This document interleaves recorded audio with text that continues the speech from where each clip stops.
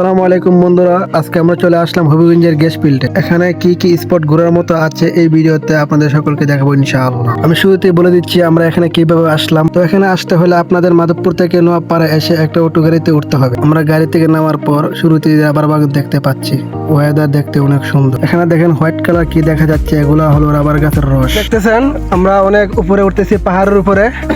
তো আপনারা শুরু থেকে শেষ পর্যন্ত আপনারা দেখবেন। দেখেন ওয়েদার অনেক সুন্দর। আল্লাহ তাআলা কত সুন্দর করে পাহাড় পর্বত সৃষ্টি করেছেন। আপনি যদি ঘর থেকে বের না হন তাহলে আপনি বুঝতেই পারবেন না যে আল্লাহ তাআলা কত সুন্দর, অপূর্ব সুন্দর আল্লাহ তাআলা যে তৈরি করেছেন।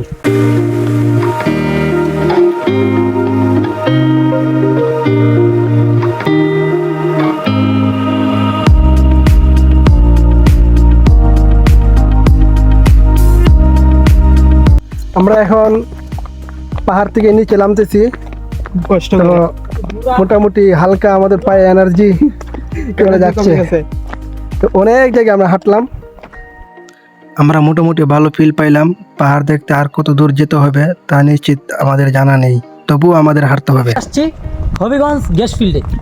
আমরা এখন ভিতরে যাচ্ছি। এই যে দেখেন চতুর্পাশে রাবার বাগান, এটাই আল্লাহর অপূর্ব একটা সৃষ্টি।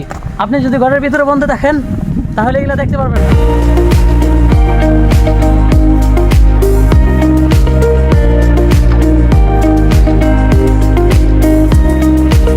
ফাইনালি আমরা দীর্ঘ 1 ঘন্টা সময় রাবার বাগান অতিক্রম করে পাহাড় দিকে যাচ্ছি।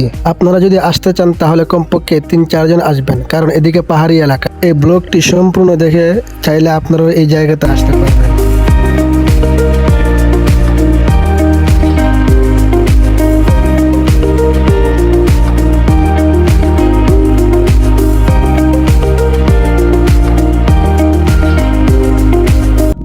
চলে আসলাম পাহাড়ের উপরে। তো যেখানে আসলাম অনেক উপরে আসলাম। তো দেখতেছেন আপনারা কত সুন্দর ভিউ।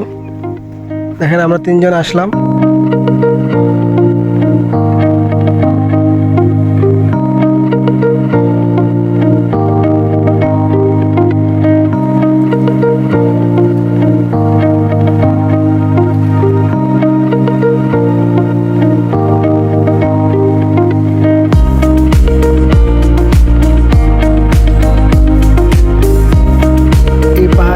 ঘোরাঘুরি করা শেষ। এর পাশে একটি পাহাড় দেখা যাচ্ছে, সেটা দেখার জন্য আমরা যাইতেছি। সেই পাহাড়টি অনেক দূরে, তবুও আমরা কষ্ট করে যাইতেছি পাহাড়টি দেখার জন্য। এই পাহাড়ে যদি আপনি একদিন আসেন তাহলে পাহাড় ছেড়ে যেতে মন চাইবে না। পাহাড় আসলে সত্যি দেখার জন্য সুন্দর দৃশ্য। তো আর দেরি না করে এই পাহাড়ে ঘোরাঘুরি করার জন্য তাড়াতাড়ি চলে আসুন। আর পাহাড়ে ঘোরাঘুরি করা মনের ভিতরে ফিলিংসটাই অন্যরকম। আপনার কাছে সবচেয়ে বেশি ভালো লাগবে যখন আপনি বন্ধু বান্ধব নিয়ে আসবেন। আর আমি এখন পাহাড় থেকে নিচে নামতেছি কাছে যে পাহাড়টি আছে সেটা দেখার জন্য।